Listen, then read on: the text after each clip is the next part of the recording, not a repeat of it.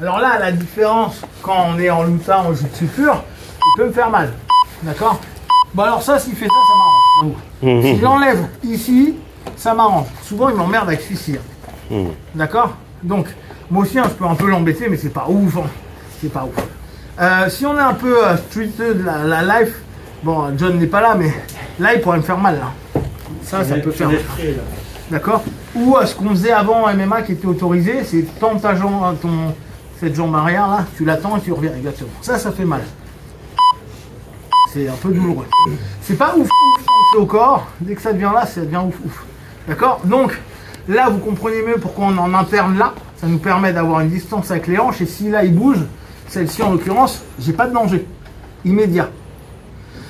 Je peux un peu l'embêter, mais sachez que vos strikes, ils serviront pas à grand chose. Lui, par contre, s'il commence à prendre de la distance, c'est chaud. Alors là, cette notion avec la tête, là, il est trop collé pour me faire vraiment mal. Là, d'accord? Je dis pas que ça va pas me faire mal, hein, mais il va pas me péter tout de suite. Alors, souvenez-vous, ce que vous avez dit, les mains, elles rentrent. Et regardez pourquoi. Si je rentre une main là, bah, j'ai beaucoup moins de danger avec la tête. Et au niveau des hanches, bah, je contrôle un peu. Alors bien sûr, maintenant dans le jiu-jitsu, la luta, on n'est pas en train de dire aux gars, non mais c'est parce que les gars vont vous taper comme des bâtards. Mais dans l'absolu, c'est ce qu'il faut que vous puissiez penser, même quand vous faites du jiu-jitsu sportif.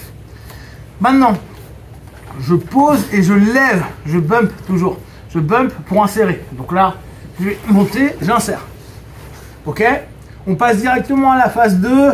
La phase 1, c'était celle qu'on a vue depuis le début de semaine. On va donc utiliser la hanche, cale. Et j'ai l'autre cale ici. Ok? Ça me permet un peu de me protéger. C'est pas ouf, il peut m'esquinter les côtes. Et ou si c'est un salaud comme moi, il peut vous esquinter les cuisses. On est ici, cale, cale. Je vais bumper, appuyer sur mes cales et faire un point de pivot. 1. Et je tourne. Ce qui me permet d'arriver en triangle de bras. Alors, là, c'est la version beau gosse. Hein. Genre, ouais, je finis avec un triangle de bras. Pensez toujours en termes de combat, ma priorité est de ne pas me faire blesser et de me retrouver dans une position où je suis fort. Votre but n'est pas forcément de finaliser quelqu'un. Votre but est de ressortir en état par rapport au combat. Donc, quand on est là, boum, par là. Si je peux partir d'ici, mais je pars vite d'ici. Hein. C'est beau gosse de finaliser, on est d'accord? Mais moi, je préfère être là. Voilà, si je finalise, non, je suis content, je fais style. Mais là, il est pas content. Je suis pas content. Surtout s'il y a des frappes. Parce que là, ça fait mal, là, ça fait mal, là, ça fait mal, là, ça fait mal, là, ça fait mal. Et si je suis un bâtard, ça fait mal. D'accord? Le spont, il fait super mal. Ok? Donc, c'est un peu la petite différence avec les frappes, c'est pour voir à quel point c'est intéressant le grappling sur des gestions avec des percus, c'est qu'en fait c'est quand même assez bien pensé sur pas mal d'aspects. On est là, on bump, réaction, ça passe. Donc maintenant j'ai une cale, j'ai une deuxième cale. Une cale insinue que je peux bouger et pivoter. Pour ceux qui veulent passer, vous avez vu, je contrôle son bras, mon bras gauche diagonale, ça va chercher mon biceps, je peux le refaire. Pour ceux qui ne sont pas trop sûrs là-dessus, cliquez, revenez, front deadlock si vous voulez au départ, comme un début de guillotine, mais c'est plus un contrôle, et vous passez ici pour percuter, ou contrôler. Là encore, dans la rue, si vous percutez, c'est pas cool.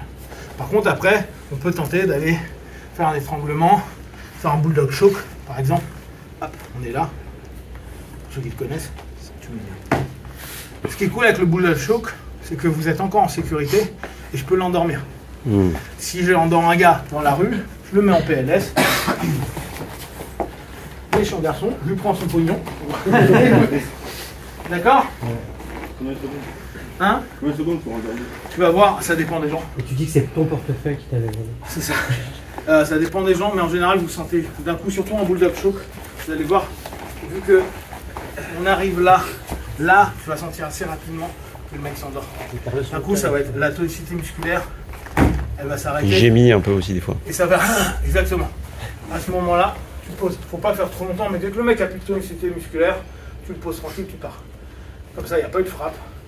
et pas de blessure. Là, tu risques d'écraser la trachée quand même. Oui, un peu. Mais ça se verra pas. Tout de suite. Ok. Et les trucs, Allez. le sanguin, ça devient dangereux au bout de combien de temps quand tu le maintiens? Là, je peux pas te le dire. Parce que c'est. J'ai lu plein de choses qui sont différentes. Il y en a qui disent plus de 20 secondes, il y en a qui disent que c'est plus de 30. Il y en a qui disent qu'on peut tenir très longtemps. J'ai pas envie de te dire ça. Le sanguin, en fait, dès que tu sens que le mec part, et tu le sens. Hein. Il devient tout mou, quoi, ouais. Il vient tout mou. Bah, d'un coup, tu entends. Tout se calme. Yes. Okay. D'accord. Allez, dis-moi.